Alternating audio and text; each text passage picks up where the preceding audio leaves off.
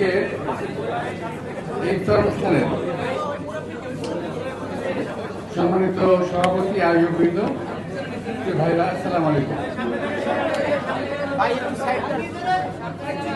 আমি এখানে বক্তব্য রাখতে আসি নাই, ইফতারে দাওয়াতে এসেছিলাম, কিন্তু আনফর্চুনেটলি আমার অন্য একটা প্রোগ্রাম পড়ে গেছে, কিংবা একই সময়ে প্রোগ্রাম হয়ে গেছে ভুলে, এই জন্য চলে যেতে হবে। আমি আপনার সবাইকে অত্যন্ত আন্তরিকভাবে শুভেচ্ছা জানাচ্ছি, ধন্যবাদ জানাচ্ছি। আপনার বিগত নির্বাচনের সময় অনেক কঠিন পরিশ্রম করে কাজ করেছেন, অনেক ঘাত প্রতিঘাত হয়েছেন, এবং এখনও জনগণের সামনে আপনাদের ছোট্ট প্রচেষ্টার মাধ্যমে এই দেশের জনগণের সমস্যাগুলো তুলে ধরার চেষ্টা করছেন, এবং খুব ছোট ছোট বিষয় যেগুলো নাকি সাধারণ মানুষের নজরে আসে না, বড় ক্যামেরার নজরে পড়ে না, আপনার ছোটো ক্যামেরার নজরে পড়ে যায়। বিশেষ করে আপনাদের সোশ্যাল মিডিয়া এগুলো আমরা খুব বেশি রকম লক্ষ্য করি। তো প্রিয় ভাইরা, আমরা রাজনীতি করি, রাজনৈতিক দলের সদস্য আমি, রাজনীতির কথা বলতেই হয়। তো আজকে আপনার সঙ্গে আপনি জানেন যে আজকে আমাদের এই সরকারের অনেক কাজের মধ্যে আজকে প্রথম যে কাজটা উদ্বোধন হলো, সরকারের 1 মাসে পুরনো হয়নি, এর মধ্যে যে আজকে ফ্যামিলি কার্ড বিতরণ হয়েছে, আপনাদের জন্য শুনেছেন, অনেকে দেখেছেনও। এটা আমি মনে করি সরকারের একটা ভালো কাজের, কিংবা আমাদের যে 31 যে অঙ্গীকার ছিল সেটা একটা প্রথম অন্যান্য দফাগুলোকে পরিপালন করার প্রথম পদক্ষেপ আজকে আমাদের প্রধানমন্ত্রী নিয়েছেন, তাকে আমি ধন্যবাদ জানাচ্ছি আপনাদের সকলের মাধ্যমে। এরপরে আসবে কৃষক কার্ড সহ আর অনেক কিছু আসবে, কিন্তু এর মধ্যে বহু লোক বহুভাবে সমালোচনা করছে এই সরকারের। ভাবতে এরকম যে এই সরকার 1000 বছর ক্ষমতায় আছে, সরকার ক্ষমতায় আছে মাত্র কয়েকটা দিন।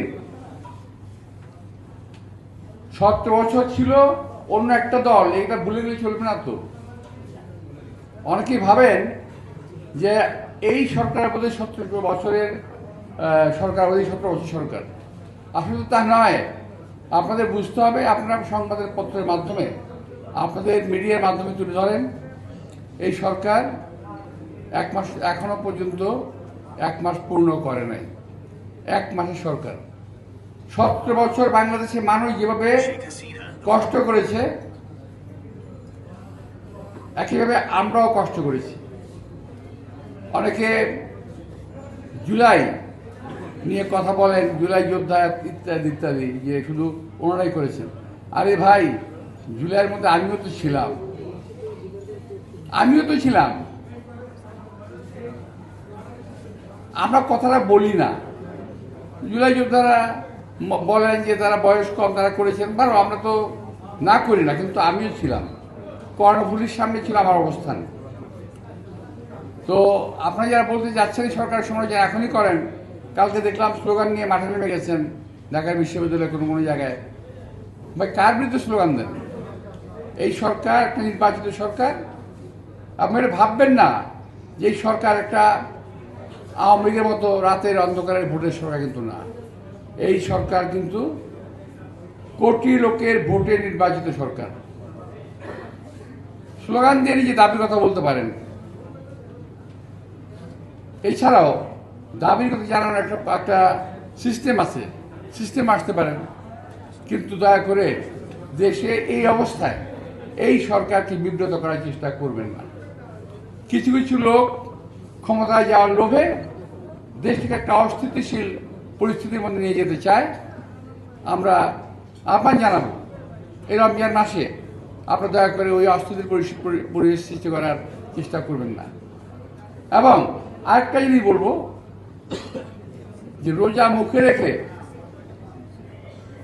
যেই হোক মিথ্যা কথাটা বলেন না, অপপ্রচার করেন না, উল্টা পাল্টা গালিগালাজ করেন না।